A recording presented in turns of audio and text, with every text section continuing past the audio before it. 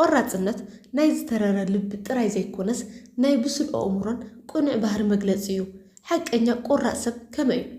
5 ባህርታት ቆራጽ ሰብ ክነግረኩም። ሰላም እንኳዕ ናብ ቻናልና ብድሓን መጻኹም። ንቻናልና ሓድሽቲ እንተሃሊኹም ሰብስክራይብ ብምግባር ስድራ ቤትና ሁኑ። ቀዳማይ ቆራጽ ሰብ ንሰባት ኣይፈርድን። ቆራጽ ሰብ ንዓቢ ሽቶን ራእይን ዝሰርሕ ስለ ዝኾነ ኣብ ህይወቱ ብዙሕ ሓላፍነት ኣለዎ። ኣብ ናይ ካልኦት ሰባት ጉድለታት ውድቀታት ወይ ናብራ እናኣተወ ንምፍራድ ዝኸውን ትርፊ ግዜ ይብሉን። ግዚኡን ሓይሉን ኣዝዩ ክቡር ስለ ዝኾነ ኣብ ዘይርብሕ ነገር ኣይጥፍኦን።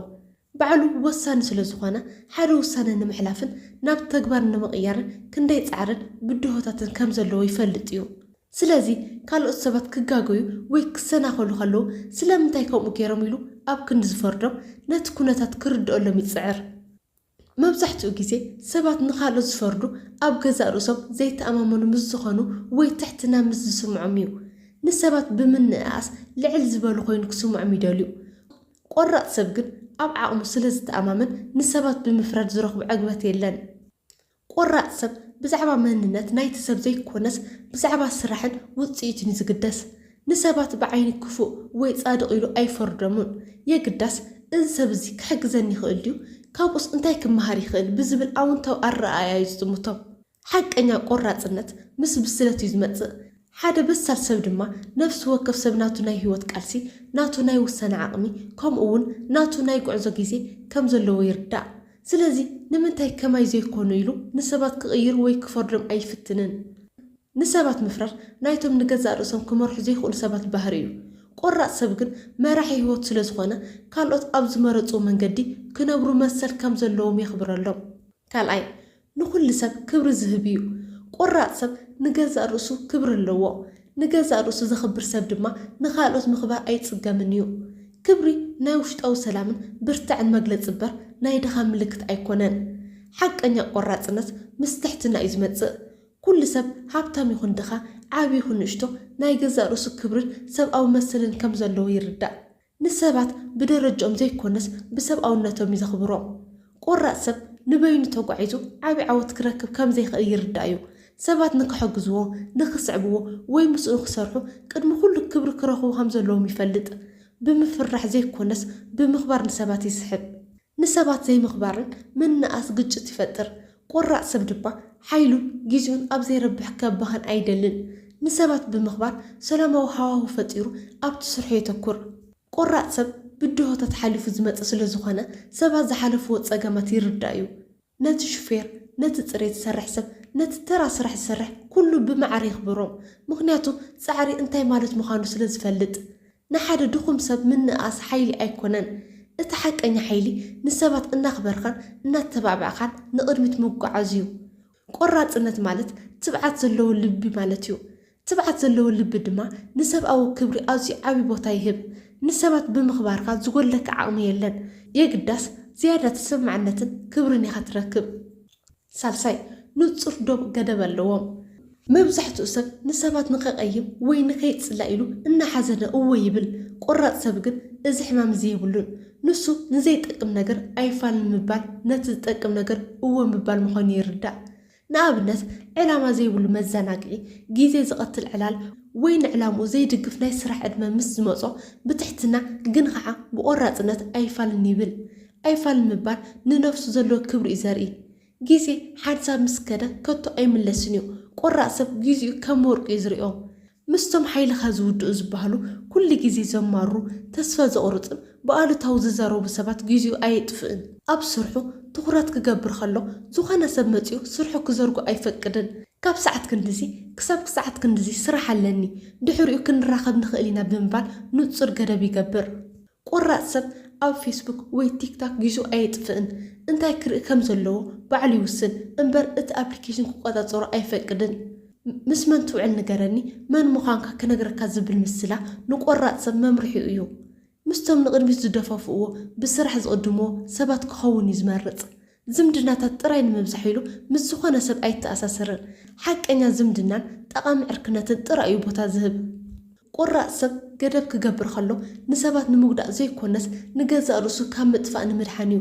እዚ ድማ ነፃነት ይፈጥረሉ። ራብዓይ ትዕቢተኛ ኣይኮነን።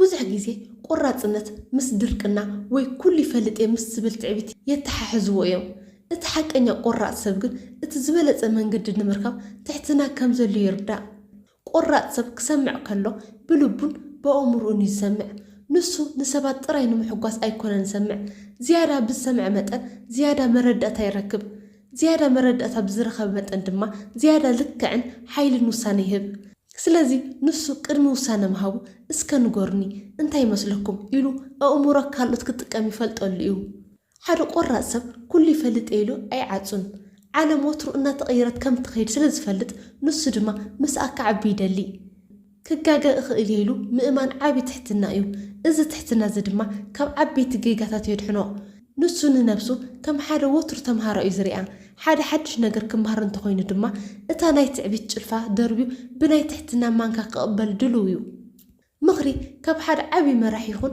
ወይ ካብ ሓደ ተራ ሰራሕተኛ ካብ ሓደ ብዕድመ ዝዓበ ይኹን ወይ ካብ ሓደ ቆልዓ እቲ ሓሳብ ጥራይ ጠቃሚ እንተኮይኑ ብሓጎስ ይቕበሎ ትዕቢተኛ ሰብ ካብ ሰብ እዚ እንታይ ክምሃር ኢሉ ዕድላት ይጥፍእ ቆራጽ ሰብ ግን እዚ ሰብ እዚ ኣነ ዘይፈልጦ እንታይ ይፈልጥ ይኸውን ኢሉ ይሓትት ቆራጽ ሰብ ኣብቲ ውፅኢት ጽኑዕ እዩ ኣብቲ ሓሳብ ግን ተዓጻጻፊ እዩ ሓደ ዝሓስቦ መንገዲ ጌጋ ምዃኑ ምስ ተረድአ ኣነ ዝበልኽዎ ክኸውን ኣሎ ኢሉ ምስቲ ጌግኡ ኣይጥሕልን እዚ ሓሳብ እዚ ካብ ናተይ ይሐይሽ ኢሉ ናይ ካልእ ሰብ ሓሳብ ሓቒፉ ንቕድሚት ይስጉም እዚ ድማ ናይ ሓቀኛ መራሒ ባህሪ እዩ ትሕትና ማለት ድኻም ወይ ትሑት ተራ ምጽዋት ማለት ኣይኮነን ትሕትና ማለት ካብ ነፍስኻ ንላዕሊ ንዕላማኻ ቦታ ምሃብ ማለት እዩ ቆራጽ ሰብ ካብቲ ናቱ ናይ ኢጎን ላዕሊ እቲ ስራሕ ክዕወት ይመርጽ ሰባት ሓሳቦም ክሰምዕን ከኽብርን ከሎ እቶም ሰባት ንዕኡ ዘለዎም ተኣማንነት ይዓቢ ሰባት ድማ ነቲ ዝሰምዖም ሰብ ክስዕብዎ ይመርጹ ሓምሻይ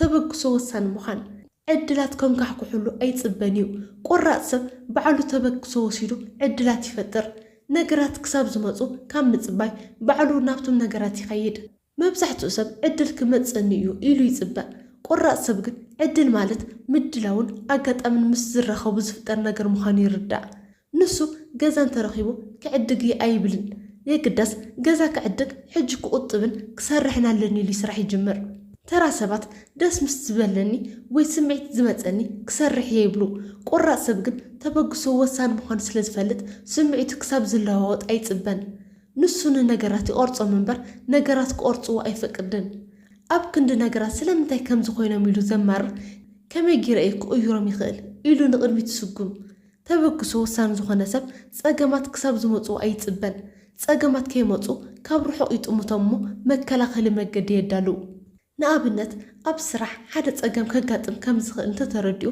ምስ መጸ ይፍታሕ ኣይብልን ሕጂ ተበግሶ ወሲዳ መፍትሒ የዳልወሉ እዚ ድማ ወትሩ ንቕድሚት ክስጉም ይሕግዞ ቆራጽ ሰብ ዓለም ጨካና ኢሉ ኣይሕለልን የግዳስ ንዓለም ብናቱ ኣረኣያን ስራሕን ክቐርጻ ይጽዕር ኣብ ዝኾነ ቦታ ኩሉ ኣውንታዊ ጽልዋ ክፈጥር ይጽዕር ሰባት ስራሕ የለን ክብሉ ከለዉ ንሱ እንታይ ዓይነት ስራሕ ክፈጥር ይኽእል ኢሉ ይሓስብ እዚ እቲ ንዕኡ ካብቶም ተጸበይቲ ፈልዩ መራሒ ዝገብሮ ተበግሶ ወሳኒ ምዃን ማለት ንህይወትካ ከም ሸኽላ ጌርካ በዓልካ ክትቐርጻ ትኽእል ኢኻ ዝብል ሓይሊ ይህበካ ሓደ ቆራጽ ሰብ ተበግሶ ወሳኒ ምስ ዝኸውን ካብቲ ተሸናፊ ዝብል ስምዒት ወፂኡ ናብቲ ፈጣሪ ዕድላት ዝብል ደረጃ ይሰጋገር ንሎሚ ዘዳልኹልኩም መደብ እዚ ይመስል ኣብ ዝቕፅል ቪድዮ ብኻልእ ኣገዳሲ ኣርእስቲ ክሳብ ንራኸብ ሰላም ጽንሑ